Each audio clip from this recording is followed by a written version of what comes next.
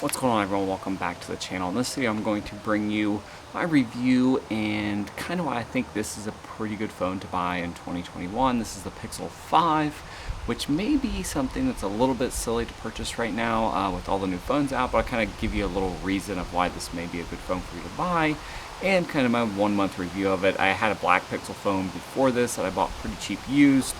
Sold it for a few reasons and now I bought it back, and it's going to be my main daily driver from here on out. I'm shooting this outside, baby's sleeping, and my normal shoot area is being used right now. So this phone's still $699. You still can buy it brand new from Google. You may be thinking, why would I recommend this in 2021, going into 2022, with the Pixel 5a's out, then the Pixel 6 is on its way, the iPhone 13 is going to be announced next week. But the reason why I went with this over the Pixel 5a. So I'll kind of give you a few reasons there. For one, the Pixel 5a is hands down a better deal than this. There's two reasons really why I bought this over the Pixel 5a. I didn't want a larger phone. 6.3 inches is a pretty steep increase in size compared to the Pixel 5, which is a nice 6-inch. It's almost identical in size to the actual iPhone 12. The regular one, not the Max. So I previously went and looked at a Pixel 4a 5G, which is similar to the size of the Pixel 5a, and it was just too big for me. So that was really the main driving reason why I didn't go through that. The other big reason is that I just didn't find that I need that the 5G. It has, I think, the low band doesn't have the millimeter wave 5G. We have 5G in our area, so I wanted all the 5G I could get, mid, low, millimeter, which I know isn't even out in this area yet, but we do have a pretty good 5G. We pay for it, so I wanted one that had all the bands with it. So that's why I went and got this over the 5a. Now, why didn't I wait for the Pixel 6? A couple reasons. First is it's probably going to be a $1,000 phone, most likely. Maybe $850, but it's definitely going to be cheaper than $700, and you could pick this up used from $450 to $500 pretty easily. So if you're wanting to get a used phone, you could get one that's almost in mint condition. That's how much I paid for my other one. I paid like $523 with shipping and tax and all that because I bought it on eBay, and it was like new, a couple months old, so you can get pretty good deals on these. But even buying new, $699 is going to be a better bet, I think, than purchasing a $1,000 phone. So that was the second big reason why I got this over the Pixel 6. The other few reasons here is I really just wanted a cheaper phone. So I could have waited for the iPhone 13. I previously had an iPhone 12. I like the design of the iPhones. I just don't like how expensive they are and how fragile they are. I know I always have to buy AppleCare with their stuff just because of how slippery they are, because they're all glass. If you shatter the back on that thing, it's pretty expensive to replace. So that's why I kind of went and did a different route and going to go with the Pixel line. So a few reasons why I like this little mini review. Excellent battery life. I easily get a day and a half, 2 days out of it. It's pretty hard to kill it in a day. Google's really optimized their performance. Because before, Google phones were not known for their battery life, but this one's really nailed it. The second is I actually really like the software and the customization that you can do. You can add some character to it, especially with the Android 12.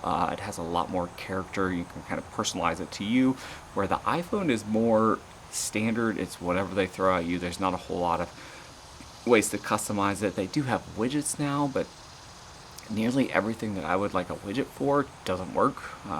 Google Calendar, which I like having. For example, if I go to my current phone, if I can get it to unlock, it's a little toasty out here, so that's one negative about having a fingerprint reader, is if your hands are sweaty. But I have my little Google Calendar here, which is nice. I like being able to have it there, and it just didn't function properly. They just didn't have it optimized on the iPhone.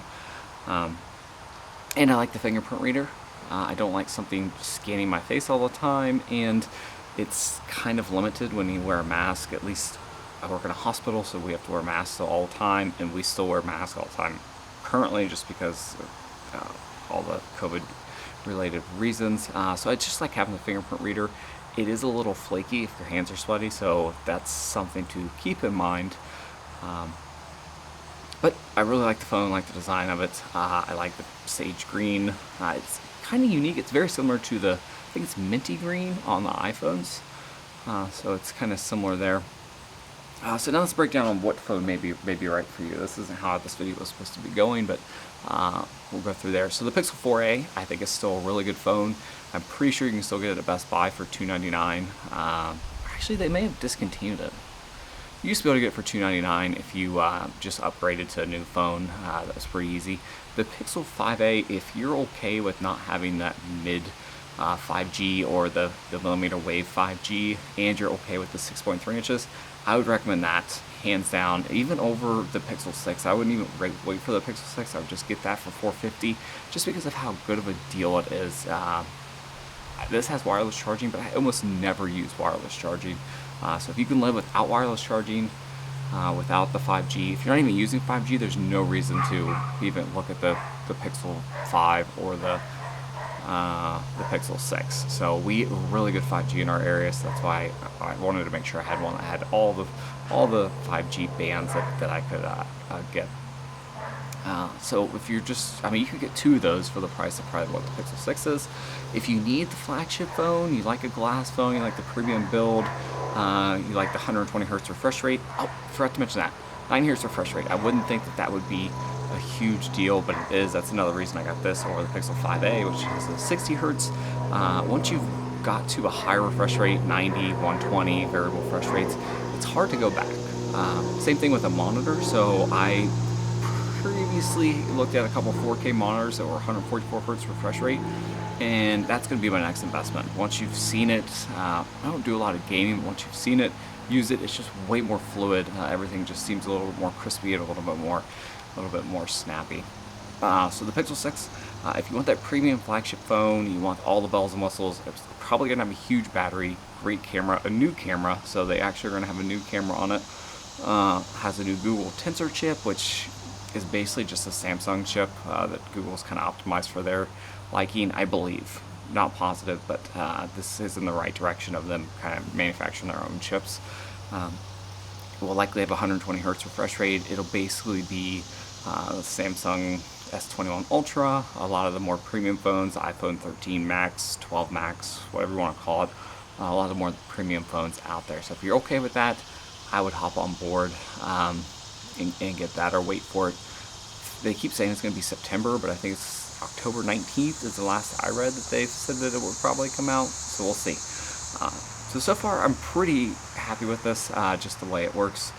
If you're on Wi-Fi a lot, which I am most of the time, I'm pretty sure you can get 3 or 4 days out of this with light usage. I'm not a heavy user, and generally I have like anywhere between 60 and 85% battery life at the end of the day. Sometimes if I'm really using it hard, doing a lot of like YouTube TV or anything like that, or Netflix, it will drain it a little bit quicker, and I'll notice that I'm down in that 45 to 50% range at the end of the night. So that's through from 4 a.m. when I get up till around 8 p.m. when we start heading down for bed.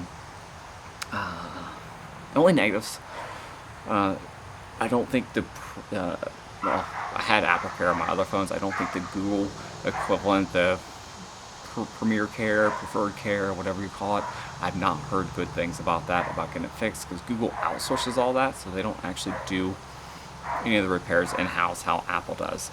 Apple Care Plus is one of the best inventions out there, and Apple rarely will let you leave the store unhappy. I've had really good luck out of their services before with their computers, their cell phones. I've never got it with the Apple Watch, but that's something to keep in mind. Another negative is this, while you could technically get it to work with an Apple Watch, it won't sync or do anything. It would just basically just be a very expensive fitness tracker. So I do kind of miss that. Without having that, I sold my Apple Watch, so I just use it for fitness tracking. I actually didn't like the notifications, but if you're tied to the Apple Watch, you're gonna have to probably get an iPhone, especially if you want notifications, emails, text messages, all that to come across. So that's something to keep in mind. Besides that, this is the phone I would get if you're in the same ballpark I am. You want a 6-inch phone, nothing larger. You want all the 5G bands you can have because you have good 5G in your area and you pay for it. And that's it. Did I mention anything else? No, that's it. You don't want to pay the premium price. $700 I think is excellent value for a phone. And if you can get it used, they're probably going to drop significantly used when the Pixel 6 comes out. So you could probably get it, if you're okay getting a used phone, probably between $400 and $600. Actually, I wouldn't even pay, I wouldn't pay more than $500 for this used. I would wait so you can get one unless it's like open box, like new condition. So that's it. This is a very random video. Wasn't planning on doing this, but I thought I'd get it up. Maybe this will help you in your purchase decision. It's an exciting time right now because there's a ton of phones out there.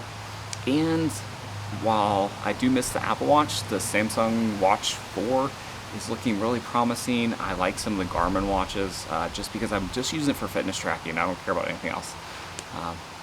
So that's it. Comments, questions, leave them below. Hopefully this was helpful. If not, oh well. Oh, it took me 15 minutes to shoot. Actually, we're at 11 minutes. So that's it. Have a good rest of the day out there, and I'll see you guys next time.